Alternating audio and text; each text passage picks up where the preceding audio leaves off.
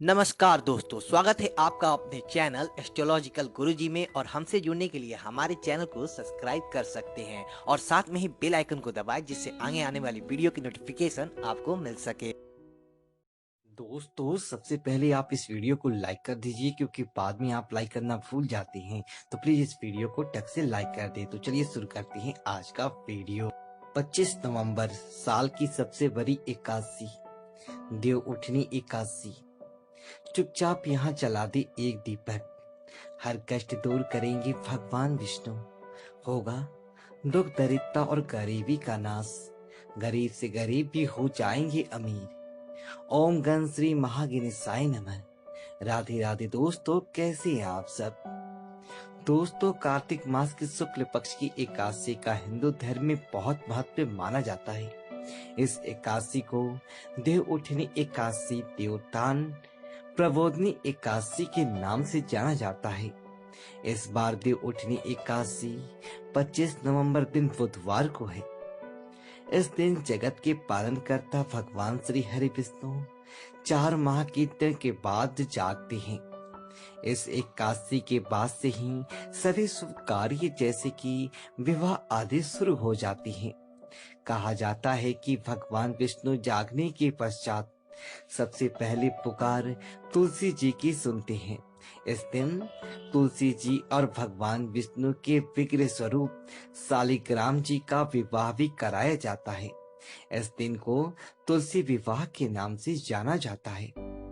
शास्त्रों के अनुसार देव उठनी एकादशी पर भगवान श्री हरि विष्णु की पूजा करने से व्यक्ति को 1000 असुर व्यक्ति के बराबर पुण्य फल प्राप्त होता है।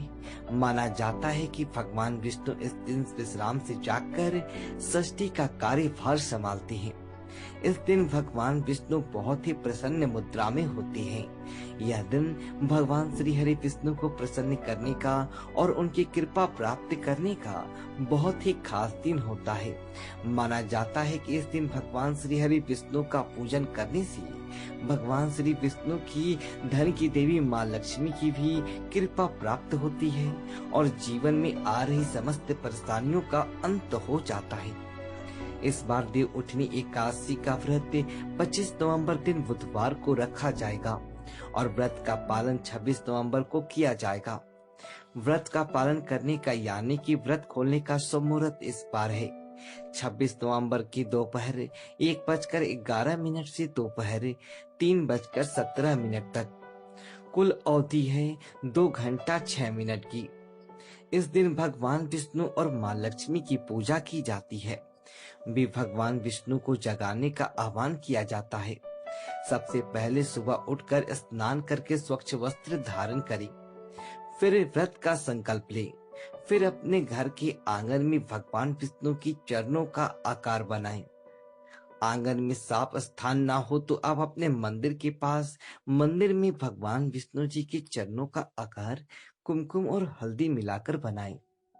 अगर आंगन में बना रही हैं और आंगन में धूप है तो चरणों को ढक दें। फिर ओखली में गेरू से चित्र बनाया जाता है और फल मिठाई फल हेतु गन्ना रखकर दलिया को ढक दिया जाता है। रात के समय घर के बाहर और जहाँ पूजा की जाती है वहां दिए जलाए जाते हैं। रात के समय भगवान विष्णु की पूजा की जाती है, साथ ही अन्य देवी देवताओं की भी पूजा की जाती है। फिर इसके बाद भगवान विष्णु जी को शंख, घंटा, घड़ियाल आदि बजाकर उठाना चाहिए और ये वाद्य दोहराना चाहिए। उठो देवा बैठो देवा, अंगुरिया चटकाओ देवा, नई सूत नए कपाश, देव उठाए कार्तिक मास। उठो देवा बैठो देवा, अंगुरिया चटकाओ देवा, नई सूत नए कपास, देव उठाए कार्तिक मास। इस वाक्य को दोहराकर भगवान श्री हरि विष्णु को जगाया जाता है। दोस्तों, शास्त्र के अनुसार जब भगवान श्री हरि विष्णु ने निद्रा से जागते हैं तो सबसे पहली पुकार श्री वल्लभ भाई तुलसी जी की सुनते हैं। तुलसी जी को हरि प्रिया भी कहा जाता है। तुलसी जी के बिना भगवान विष्णु जी का पूजन संपूर्ण नहीं होता है। इसलिए भगवान विष्णु जी को प्रसन्न करने के लिए देव उठनी एकादशी पर भगवान विष्णु माँ लक्ष्मी जी के साथ ही तुलसी जी का पूजन अवश्य ही किया जाता है।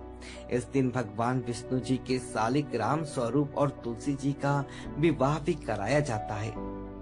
ऐसा करने से वैवाहिक जीवन में आ रही समस्याएं खत्म हो जाती है, वैवाहिक जीवन सुखमय होता है और कन्यादान के बराबर पुण्य फल प्राप्त होता है।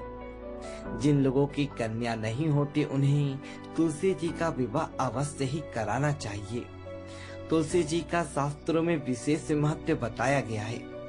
भगवान विष्णु जी को प्रसन्न करने के लिए देव उठनी एकादशी पर तुलसी जी का पूजन अवश्य करना चाहिए। ऐसा करने से भगवान श्री हरि विष्णु जी के साथ ही धन की देवी माँ लक्ष्मी की भी असीम कृपा प्राप्त होती है। तुलसी जी का पूजन करने के लिए देव उठनी एकादशी पर रात्रि के समय भगवान श्री विष्णु माँ लक्ष्मी जी का पूजन करने के पश्चात तुलसी जी के पास एक दिया जलाएं। दिया जलाने के लिए सबसे पहले एक मिट्टी या आटे का दिया लें और इस दिए में शुद्ध घी भरें और एक रुई की बाती लगाएं और इस दिए में आप थोड़ी सी काली या सफेद रंग के तिल मिला दें। तिल भगवान श्री हरि विष्णु को अत्यधिक प्रिय है। सत्यला एकादशी पर तिल से ही भगवान विष्णु का पूजन किया जाता है। मकर संक्रांति पर भी तिल का प्रयोग पूजा में किया जाता है। भगवान विष्णु जी को तिल अत्यधिक प्रिय है। तिल डालकर तुलसी जी के पास दिया जलाने से भगवान श्री हरि विष्णु अति शीघ्र ही प्रसन्न हो जाते हैं। तिल का शास्त्रों में विशेष महत्व बताया गया है। भगवान विष्णु जी को प्रसन्न करने के लिए सतेला तिल एकादशी, तिल द्वादशी और मकर संक्रांति पर विशेष रूप से तिल से ही भगवान विष्णु का पूजन किया जाता है। नरक चतुर्दशी पर तिल का तेल लगाकर ही स्नान किया जाता है।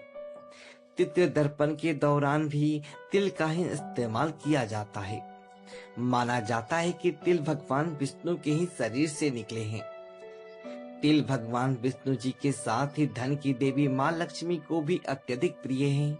माँ लक्ष्मी जी को भी प्रसन्न करने के लिए सफेद तिल का इस्तेमाल किया जाता है और भगवान विष्णु जी को काले और सफेद दोनों ही तरह के तिल अत्यधिक प्रिय है। इसलिए आप तुलसी जी के सामने दिया जलाते समय दिए में काले या सफेद रंग के तिल अवश्य ही डालें और तिल डालकर तुलसी जी के पास दिया जलाएं। ऐसा करने से भगवान विष्णु जी के साथ ही धन की देवी माँ लक्ष्मी जी की भी कृपा प्राप्त होती है और तुलसी माँ भी प्रसन्न होती हैं।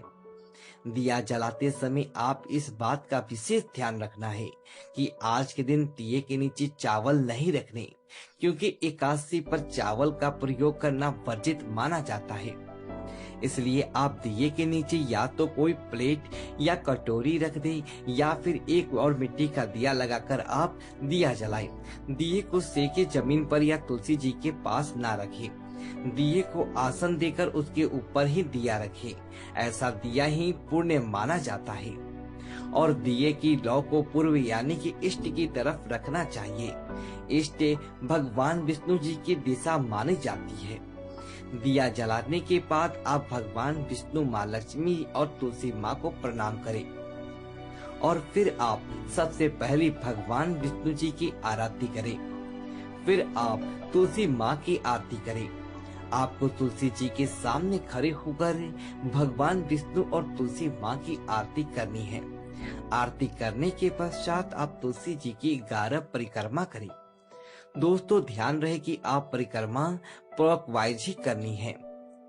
परिक्रमा करते समय आप मन ही मन भगवान विष्णु जी की 12 मंत्र ओम नमो भगवती वासुदेवाय का जाप करती रहें और परिक्रमा करने के पश्चात भगवान विष्णु, माँ लक्ष्मी जी और तुलसी माँ को प्रणाम करें और तुलसी माँ से आप अपनी सभी समस्या कहें।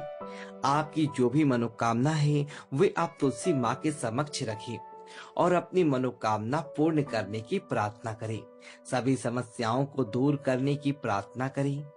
तुलसी माँ से प्रार्थना करें कि वे आपकी सभी समस्याओं और मनोकामना भगवान श्री हरि विष्णु के समक्ष रखें।